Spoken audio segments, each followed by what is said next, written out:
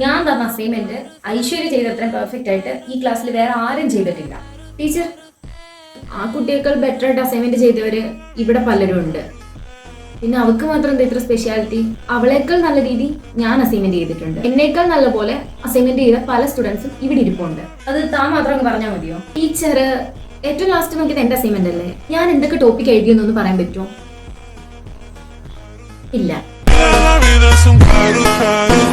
അതറിയത്തില്ല. എല്ലാം പോട്ടെ, ആ കുട്ടി ഒഴികെ ബാക്കിയുള്ള സ്റ്റുഡൻസ് എഴുതിയ ടോപ്പിക് എന്തൊക്കെയാന്ന് പറയാൻ പറ്റുമോ? ഇല്ല.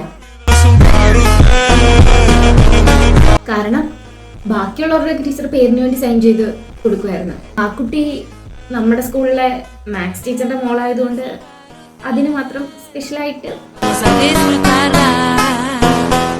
എടുത്താൽ മാത്രമേ ഉള്ളല്ലോ ഈ ക്ലാസ്സിൽ ഇത്രയും ഓവർ സ്മാർട്ട്. അല്ല, പറയേണ്ട കാര്യം പറയേണ്ട പോലെ മുഖത്ത് നോക്കി പറയുമ്പം ഞാൻ ഓവർ സ്മാർട്ട് ആണെങ്കിൽ ഓക്കെ, ഞാൻ ഓവർ സ്മാർട്ട് ആണ്. സീരിയസ്ലി പറയാലോ, നിന്റെ ഈ ക്യാരക്ടറും ഉണ്ടാവും. ഈ സ്കൂളിലെ മിക്ക ടീച്ചേഴ്സിനും നിന്നെ ഇഷ്ടമല്ല. അവർ പൊതുവേ പറയുന്ന കാര്യം നീ ഓവർ സ്മാർട്ട് ആണ്. അതിന് കാരണം എന്താണെന്നറിയോ? ഞാൻ ടീച്ചേഴ്സ് ആണെന്ന് നോക്കാറില്ല. തെറ്റ് കണ്ടു കഴിഞ്ഞാൽ ആരായാലും ഞാൻ റിയാക്ട് ചെയ്യും.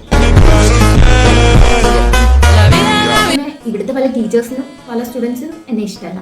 ഞാൻ അങ്ങനെ ഇതുവരെ കുട്ടികളെ വേർതിരിച്ച് കണ്ടിട്ടില്ല. ഇപ്പൊ ഈ പറഞ്ഞത് ഞാൻ വിശ്വസിക്കണമല്ലേ? ഇന്നലെ ആനുവൽ ഡേ ആയിട്ട് ഗസ്റ്റിനെ വെൽക്കം ചെയ്യാൻ വേണ്ടിയിട്ട് സെലക്ട് ചെയ്തത് അപ്പുറത്തെ ക്ലാസ്സിലെ ശ്രീലക്ഷ്മി ആയിരുന്നു. അവളെ സെലക്ട് ചെയ്തത് ശ്രീദേവി മാം ആയിരുന്നു.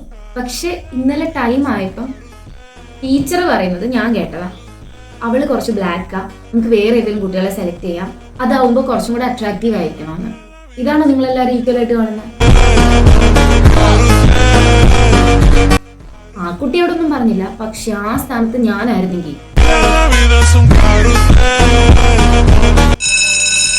അപ്പൊ ക്ലാസ് ബെല്ലടിച്ച്. So thank U.